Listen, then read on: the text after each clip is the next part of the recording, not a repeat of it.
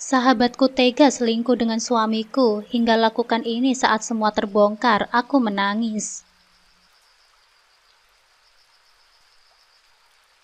Assalamualaikum sahabat Bunda.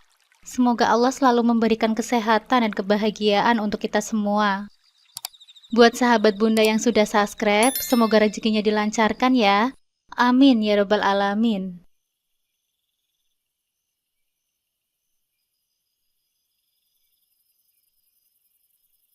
Mas, mau dibuatin kopi atau teh?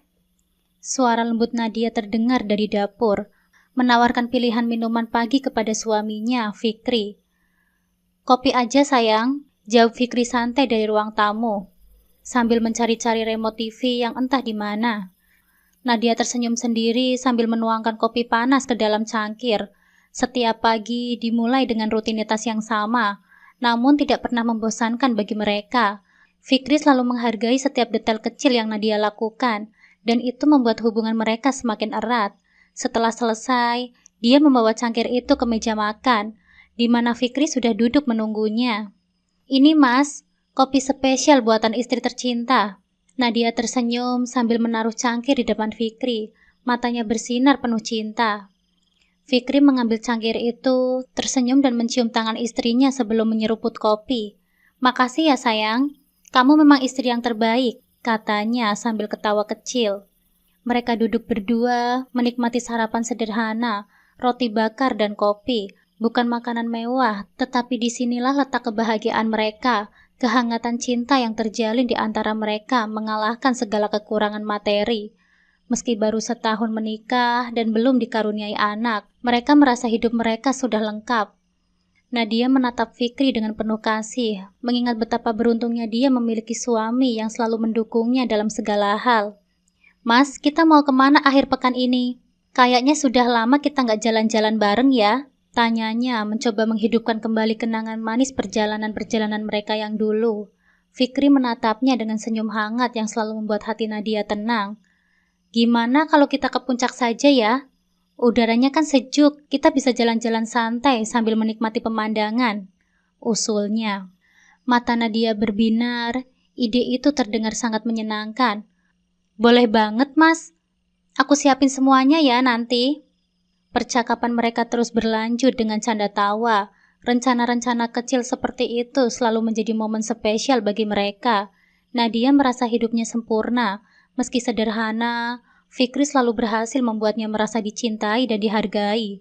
Dan itu sudah lebih dari cukup. Namun, di tengah percakapan mereka ada sedikit keraguan yang tiba-tiba melintas di benak Nadia. Mas, kamu pernah berpikir nggak, kapan kita akan dikasih momongan? Tanyanya pelan, suaranya hampir tenggelam dalam kehangatan pagi itu. Fikri yang masih menggenggam cangkir kopinya menatap Nadia dengan senyuman lembut. Aku yakin waktunya akan tiba sayang. Anak itu anugerah dan aku percaya Tuhan punya rencana yang indah untuk kita. Yang terpenting sekarang, kita terus bahagia dan saling mendukung. Nadia mengangguk, merasa tenang mendengar kata-kata Fikri. Ia tahu bahwa Fikri benar. Namun, ada bagian kecil dari dirinya yang tak bisa menghindari rasa cemas. Meski begitu, ia menepis kekhawatiran itu, memilih untuk fokus pada kebahagiaan yang sedang mereka nikmati. Kehidupan mereka mungkin tampak sempurna, namun seperti angin yang tiba-tiba datang membawa badai, sesuatu yang tak terduga sedang mendekat. Tanpa mereka sadari, masa lalu yang dulu menjadi bagian dari cerita hidup mereka akan kembali. Menguji seberapa kuat cinta yang mereka bangun selama ini. Di balik pintu kebahagiaan yang mereka jaga rapat, ujian besar segera menghampiri, dan mereka harus siap menghadapinya. Awal kehancuran rumah tangga mereka terjadi saat Eva, sahabat akrab Nadia, datang ke rumahnya sambil menangis setelah mengalami kekerasan yang dilakukan oleh suaminya. Eva adalah sosok sahabat yang pernah sangat dekat dengan Nadia. Mereka bersahabat sejak kecil, tumbuh bersama dalam lingkungan yang penuh dengan kenangan indah dan pahit. Kehidupan mereka berdua memiliki karakter yang berbeda. Nadia lebih tenang dan penyabar, sementara Eva yang hiperaktif dan blak-blakan. Mereka selalu saling melengkapi. Sejak remaja, Eva adalah gadis yang populer dan penuh percaya diri. Sementara Nadia lebih suka berdiam diri di sudut ruangan dengan buku di tangannya. Namun, meskipun begitu, ikatan persahabatan mereka tetap kuat. Eva sering menjadi tempat curhat Nadia tentang kekhawatiran masa kecilnya, dan sebaliknya, Nadia selalu ada untuk Eva di saat-saat sulit. Ketika mereka mulai dewasa, kehidupan membawa mereka ke jalan yang berbeda. Nadia menikah dengan Fikri, seorang pria yang lembut dan penuh perhatian, sementara Eva menikah dengan Bima, yang awalnya nampak seperti pasangan yang sempurna untuknya. Namun, seiring berjalannya waktu, Bima berubah menjadi sosok yang kasar dan kejam. Eva yang dulunya penuh dengan percaya diri, kini sering merasa takut dan terpojok. Hidup dalam bayang-bayang kekerasan suaminya, hubungannya dengan Nadia menjadi semakin renggang karena kesibukan masing-masing. Tetapi ketika keadaan semakin sulit, satu-satunya orang yang bisa Eva percaya adalah sahabat lamanya. Sore itu, Eva datang ke rumah Nadia dengan mata sembab dan wajah yang dipenuhi dengan kesedihan. "Eva?" Nadia segera mendekat, terkejut melihat kondisi sahabatnya itu. "Apa yang telah terjadi? Kamu kenapa, Eva?" Eva hanya bisa menangis. Hati Nadia terenyuh melihat Eva yang biasanya kuat, kini nampak begitu rapuh. "Bima, dia sudah berubah, Nat." Eva berujar dengan suara bergetar. "Dia bukan lagi Bima yang aku kenal dulu. Setiap hari aku hidup dalam ketakutan, Nadia." Nadia memeluk Eva dengan erat, mencoba menenangkan sahabatnya yang menangis terisak-isak di bahunya. "Aku nggak tahu harus bagaimana lagi, Nadia," lanjut Eva dengan suara parau. "Kamu tahu, Nat, aku nggak punya keluarga lagi. Kamulah satu-satunya yang aku punya." Mendengar pengakuan itu, Nadia merasa hatinya tertusuk. Eva mungkin tampak kuat dari luar, tapi di dalam hatinya, dia adalah sosok yang rapuh dan membutuhkan dukungan. Tanpa ragu, Nadia menawarkan rumahnya sebagai tempat berlindung. "Eva, kamu bisa tinggal di sini selama yang kamu butuhkan. Di sini kamu akan aman, gak ada yang bakal menyakiti kamu." Eva mengangguk, merasa sedikit lega di tengah rasa takutnya yang masih membayangi. Dia tahu bahwa Nadia adalah satu-satunya tempat yang bisa dia tuju, satu-satunya orang yang akan menerima dirinya tanpa syarat. Malam itu, ketika Fikri pulang dari kerja, dia terkejut melihat Eva di rumahnya. Namun, setelah mendengar penjelasan dari Nadia, wajahnya berubah menjadi penuh pengertian. "Eva, jangan khawatir. Kamu bisa tinggal di sini selama yang kamu butuhkan," kata Fikri dengan senyum ramah, mencoba memberikan rasa aman kepada Eva yang jelas-jelas masih terguncang. Eva merasa bersyukur memiliki sahabat seperti Nadia dan suaminya seperti Fikri yang begitu baik padanya. Meski dia masih merasakan luka dari perlakuan suaminya, setidaknya di rumah ini dia merasa aman. Tapi tanpa mereka sadari, kehadiran Eva di rumah ini bukan hanya membawa kedamaian bagi dirinya, melainkan juga awal dari masalah yang akan menguji kekuatan cinta Nadia dan Fikri. Kehadiran Eva di rumah ini perlahan-lahan mulai mengubah kondisi rumah tangga yang tadinya begitu harmonis antara Nadia dan Fikri. Tidak ada yang bisa menduga bahwa Eva yang awalnya hanya ingin mencari tempat berlindung, justru akan menjadi sumber dari badai yang akan mengguncang rumah tangga mereka. Seminggu berlalu sejak Eva pertama kali datang ke rumah Nadia dan Fikri. Selama waktu itu, keakraban yang berkembang di antara Fikri dan Eva semakin intens. Namun, keduanya sadar bahwa situasi mereka tidak bisa terus seperti ini. Eva merasa ada konflik batin yang mendalam. Di satu sisi, dia merasa lega karena suaminya berjanji akan merubah sikap kasarnya. Tetapi di sisi lain, perasaannya sangat berat justru dirasakan Eva karena harus meninggalkan Fikri. Malam itu, sebelum besok paginya pulang, Eva dan Fikri bertemu di ruang tamu saat Nadia sudah tidur. "Eva, kamu yakin mau pergi dari rumah ini? Jujur aku mulai nyaman denganmu, Eva," kata Fikri sambil merangkul Eva. Eva menatap Fikri dengan mata penuh air mata. Suaranya bergetar. "Aku juga tidak tahu, Fikri. Ini sangat sulit. Tapi jujur aku juga belum siap untuk jauh darimu." Fikri meraih tangan Eva dengan lembut, memegangnya dengan erat. "Aku akan merindukanmu. Aku harap kita masih bisa bertemu ya." Eva mengangguk, menarik nafas dalam-dalam. "Iya, Fik. Aku juga akan senang jika kamu masih mau bersamaku." Fikri menghela nafas, matanya tidak bisa berpaling dari Eva. Kalau kamu ada masalah lagi dengan suamimu, kamu bilang saja ke aku pasti akan datang untukmu. Eva menyeka air mata yang mengalir di pipinya. Iya, Fik, terima kasih ya. Mereka berdiri dalam keheningan sejenak, seolah waktu berhenti di sekitar mereka. Fikri merangkul Eva dengan lembut, memberikan ciuman lembut di bibirnya sebagai tanda cintanya. Keduanya pun mulai terbuai dengan suasana yang begitu romantis sebagai akhir kebersamaan mereka. Dan tanpa terasa, keduanya melakukan hal terlarang di ruang tamu malam itu tanpa diketahui oleh Nadia. Keesokan harinya, saat Eva bersiap untuk pergi, Nadia menemui Eva di ruang tamu, di mana Fikri berdiri dengan ekspresi penuh kesedihan. Nadia yang masih tidak mengetahui apa-apa tentang hubungan terlarang mereka, berbicara dengan lembut. Eva, aku senang kamu bisa tinggal bersama kami meski hanya sebentar. Tapi aku khawatir dengan keadaanmu, kata Nadia sambil memeluk Eva dengan erat. Eva menepuk punggung Nadia dengan lembut, berusaha menahan air mata. Aku juga senang bisa bersama kalian, Nadia. Terima kasih sudah menerima aku dengan tangan terbuka. Fikri menggenggam tangan Eva dengan lembut, menatapnya dengan penuh keputusasaan.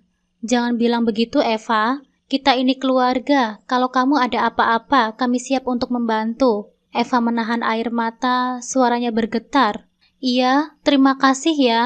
Nadia memandang keduanya dengan rasa ingin tahu. Apa ada yang bisa aku bantu sebelum kamu pergi, Eva? Eva mencoba tersenyum, meskipun ada kesedihan yang mendalam di matanya. Tidak ada, Nadia, semuanya baik-baik saja. Nadia dan Fikri kemudian mengantar Eva ke gerbang sambil menunggu taksi yang mereka pesan datang. Saat taksi itu sudah datang, Nadia kemudian memeluk Eva dan Eva mengucapkan terima kasih untuk terakhir kalinya. Setibanya di rumah suaminya, Eva disambut wajah suaminya yang penuh penyesalan. Ia berjanji akan berbuat baik kepada Eva, namun ternyata itu adalah janji palsu saja. Hanya 3 hari sejak Eva di rumah, kelakuan parah suaminya itu kembali lagi. Dengan pulang dalam kondisi mabuk, ia langsung menemui Eva yang berada di dapur. Ia dengan penuh amarah berkata bahwa ia kalah dalam bermain judi. Dia merebut kalung yang dikenakan oleh Eva untuk dijual dan akan digunakan untuk main judi lagi. Eva hanya bisa menangis pasrah melihat hal itu. Ia kemudian mencoba menghubungi Fikri dan bercerita apa yang telah terjadi dengannya. Namun, respon Fikri justru di luar dugaan. Tanpa diketahui oleh Nadia, ia memutuskan untuk menemui Eva. Di malam hari, Fikri dan Eva bertemu di kafe yang jauh dari rumahnya, agar tidak ada yang mencurigainya. Di sana Eva menceritakan semua yang telah terjadi sejak ia pulang. Mereka duduk di sudut menjauh dari yang lain, ditemani lampu redup menambah suasana intim di sekitar mereka. Eva menatap Fikri dengan penuh kerinduan. Suaranya hampir seperti bisikan. Fikri, kadang aku merasa seperti hidup dalam kebohongan. Bima tidak peduli lagi, dan aku merasa seperti hantu di rumahku sendiri. Ditambah lagi dia begitu kasar denganku. Fikri memegang tangan Eva dengan lembut, jari-jarinya menyentuh kulit Eva dengan penuh kelembutan. Aku tahu, Eva, karena itu aku di sini untukmu, untuk membuatmu bahagia. Eva terus bercerita tentang Bima suaminya ke Fikri yang semakin menjauh dari kehidupan rumah tangganya. Ia sering mabuk-mabukan dan bersenang-senang dengan perempuan lain. Bima tidak lagi peduli dengan apa yang dilakukan Eva. Setiap kali dia pulang ke rumah, dia hanya mencari alasan untuk berkelahi atau mencari kebisingan di luar rumah. Tidak pernah ada pertanyaan tentang kemana Eva pergi atau dengan siapa dia bersama. Bima lebih memilih menghabiskan waktu dengan teman-temannya di bar atau klub malam, mengabaikan rumah dan tanggung jawabnya sebagai suami. Namun, cerita Eva itu justru membuat peluang yang bagus bagi Fikri untuk terus bersama Eva. Mereka bahkan melakukan hal-hal yang lebih jauh dari batas-batas moral yang pernah mereka pegang teguh. Mereka mulai lebih berani dan nekat. Bahkan beberapa kali pertemuannya mereka habiskan dengan hubungan romantis di hotel. Malam demi malam, Fikri akan menjemput Eva setelah selesai bekerja. Mereka menghabiskan waktu bersama di tempat-tempat yang jauh dari rumah mereka, seperti kafe-kafe kecil atau hotel untuk mereka bercumbu. Eva yang sebelumnya rapuh dan terluka, kini merasa hidupnya kembali di sisi Fikri. Fikri yang seharusnya setia kepada Nadia terjerat dalam perangkap yang diciptakannya sendiri. Keakraban yang dulu hanya sebuah pelarian, kini menjadi sebuah kecanduan yang sulit dihentikan. Fikri dan Eva, dua orang yang seharusnya tidak pernah terlibat dalam hubungan ini, kini terjebak dalam kisah cinta yang semakin tidak terkendali. Mereka berdua tahu bahwa mereka sedang berjalan di tepi jurang, namun rasa cinta dan hasrat yang membara membuat mereka semakin sulit untuk berhenti. Rahasia ini terus terjaga, tersembunyi dari pandangan Nadia, yang masih tidak menyadari bahwa kebahagiaan yang dia pikir telah ia bangun perlahan-lahan mulai runtuh. Di balik senyum manis yang Fikri berikan setiap kali dia pulang ke rumah, ada rasa bersalah yang kian menggerogoti dirinya. Namun, semakin dalam dia tenggelam dalam hubungan terlarang itu, semakin sulit bagi Fikri untuk kembali. Dunia yang mereka ciptakan bersama di luar sana, penuh dengan kebahagiaan sesaat dan pelarian dari kenyataan, tidak bisa menghapus kenyataan bahwa mereka sedang menuju ke arah kehancuran yang tak terelakkan. Keberadaan Eva dalam hidup Fikri semakin menjadikan hubungan ini sebagai kecanduan yang tidak bisa dihentikan, mengikis kepercayaan dan menghancurkan fondasi kehidupan mereka satu persatu. Sampai suatu hari, saat Nadia pergi bekerja, Fikri berkata kepada Nadia bahwa ia sedang tidak enak badan sehingga ia terpaksa untuk izin bekerja. Nadia pun mempercayai perkataan dari Fikri tanpa curiga apapun. Hingga siang harinya di kantor, Nadia merasa tubuhnya lelah dan tidak enak badan sejak pagi. Pekerjaan di kantornya terasa lebih berat dari biasanya, dan perasaannya pun tak tenang. Sesuatu di dalam dirinya memberitahu bahwa ada yang salah, tetapi dia tidak bisa mengartikannya. Setelah beristirahat sejenak di ruangannya, Nadia memutuskan untuk pulang lebih awal. Dia merasa mual, pusing, dan sangat lelah. Dalam perjalanan pulang, dia mulai memikirkan kemungkinan-kemungkinan yang ada. Ketika ia teringat bahwa menstruasinya terlambat selama beberapa minggu, hati Nadia berdebar-debar. Apakah mungkin dia akan hamil? Sesampainya di rumah, Nadia langsung menuju kamar mandi dan melakukan tes kehamilan yang dibelinya dari apotek. Beberapa menit kemudian, 2 garis muncul di alat tes itu. Nadia terkejut, dia benar-benar hamil. Air mata kebahagiaan mengalir di wajahnya, membayangkan betapa bahagianya Fikri akan cerita ini. Semua rasa lelah dan tidak enak badan seolah lenyap begitu saja. Nadia merasa dunia ini penuh dengan cahaya harapan. Namun, ketika Nadia melangkah keluar dari kamar mandi, kebahagiaannya seketika pudar. Dari arah ruang tamu, dia mendengar suara tawa yang familiar. Dengan perlahan, Nadia melangkah menuju suara tersebut. Jantungnya berdebar kencang, dan langkahnya semakin berat saat dia semakin dekat. Saat tiba di pintu ruang tamu, Nadia melihat pemandangan yang menghancurkan hatinya.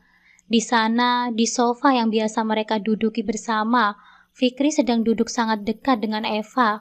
Tawa yang keluar dari mulut mereka terdengar begitu riang, seakan-akan dunia di sekitar mereka tidak ada. Fikri menatap Eva dengan tatapan yang tidak pernah Nadia lihat sebelumnya. Tatapan yang penuh kasih sayang dan perhatian. Nadia merasa seakan dunia runtuh di hadapannya. Tangannya gemetar, dan tespek yang dipegangnya jatuh ke lantai tanpa ia sadari.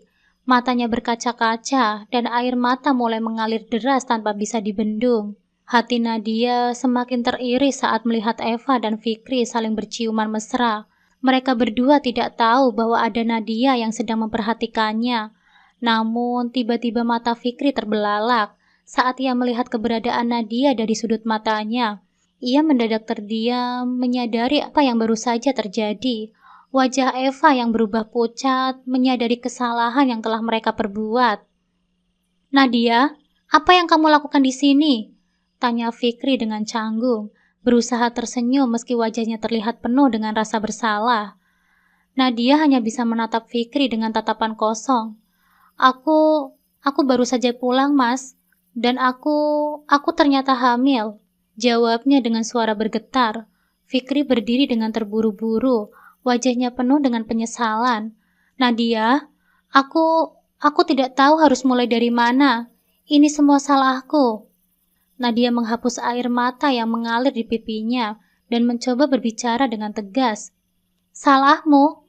Kamu tega ya, Mas? Kamu pikir itu cukup? Aku baru saja mengetahui berita yang paling bahagia dalam hidupku. Dan ini yang aku temukan. Satu-satunya hal yang bisa kupercaya. Ternyata hancur berantakan di depan mataku. Cobalah untuk mendengarkan dulu, Nat, kata Fikri dengan nada putus asa. Aku tahu ini sangat menyakitkan, tapi aku benar-benar minta maaf. Ini bukan yang aku inginkan. Nadia tidak bisa lagi menahan dirinya. Dia berlari keluar dari rumah, meninggalkan Fikri dengan Eva yang terdiam dalam penyesalan. Di luar, hujan mulai turun, seolah langit pun ikut menangisi kehancuran yang baru saja terjadi. Suara hujan yang deras menyelimuti jeritan hati Nadia, menggambarkan betapa hancurnya hidupnya saat ini.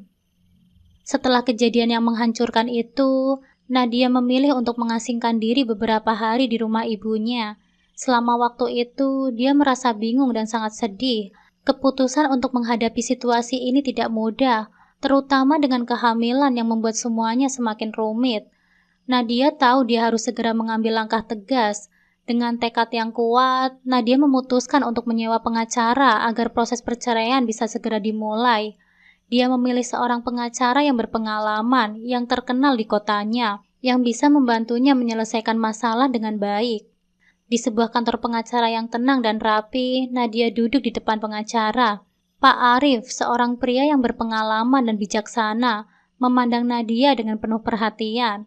Nadia, saya paham ini adalah masa yang sangat berat untuk Anda, kata Pak Arif dengan nada lembut. Tapi Anda sudah membuat keputusan yang tepat. Mari kita mulai proses perceraian ini. Saya akan memastikan semuanya berjalan sesuai hukum dan kepentingan Anda. Nadia mengangguk, merasa sedikit lega karena ada yang bisa membantunya melalui proses ini. Terima kasih ya Pak Arif. Saya ingin ini selesai secepatnya. Saya tidak mau berlama-lama dalam situasi yang penuh luka ini. Proses perceraian pun dimulai. Pengacara Nadia mengirimkan pemberitahuan resmi kepada Fikri.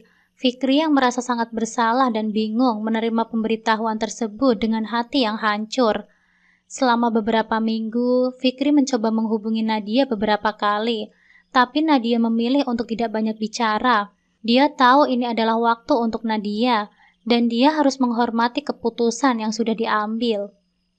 Akhirnya, perceraian Nadia dan Fikri disahkan di pengadilan. Nadia merasa campur aduk, lega karena prosesnya selesai, tetapi juga sedih karena hidupnya telah berubah drastis. Dia fokus pada kehamilan dan mempersiapkan masa depan untuk dirinya dan anaknya yang akan lahir. Sementara itu, Fikri berusaha menghadapi kenyataan dan memperbaiki hidupnya. Dia sadar telah kehilangan sesuatu yang sangat berharga dan bertekad untuk belajar dari kesalahannya. Nadia menjalani kehamilan dengan dukungan penuh dari keluarga dan teman-temannya. Dia berusaha untuk tetap positif dan optimis tentang masa depannya. Meski banyak tantangan, dia menemukan kekuatan baru dalam dirinya untuk memulai babak baru dalam hidupnya. Pada akhirnya, Nadia menemukan kedamaian dan kebahagiaan dalam hidup barunya. Dia menyadari bahwa meskipun jalan yang dia lalui penuh dengan rintangan dan kesedihan, dan dia memiliki tekad dan kemampuan untuk menciptakan masa depan yang lebih baik untuk dirinya dan anaknya. Kekuatan dan keberanian Nadia menjadi inspirasi bagi dirinya dan orang-orang di sekelilingnya.